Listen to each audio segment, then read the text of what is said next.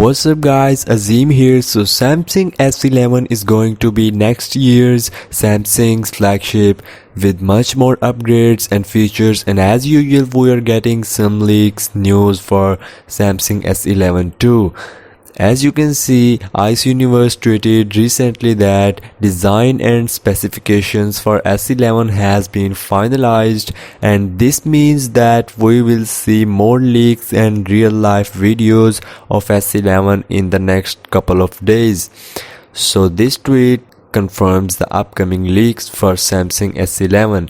Samsung S11 could also have the punch hole camera design, same like that of S10, but that could be smaller than S10 and Note 10, and S11 will also have 4 cameras set up at the backside with 5x optical zoom periscope lens that was used in P30 Pro and Oppo Reno series, and gives really sharp images even if image will be zoomed 5 times from original size. So Max Weinbach, who has also record in leaking history for smartphones, reveals UX for S11 that shows S11 will also have facial recognition in 3D.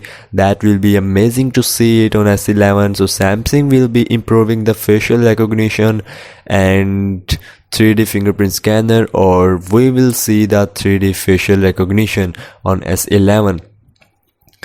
Max Weinbach in another tweet reveals that Exynos 990 will not be the Samsung's S11 SoC for 2020, and he stated that Exynos 9830 will be the processor for S11, and for some S11 models it will be the Snapdragon 865. So there will be DDR5 RAM support and 120Hz refresh rate of displays for S11. So development of S11 is all over, and now there will be leaks and videos coming of S11.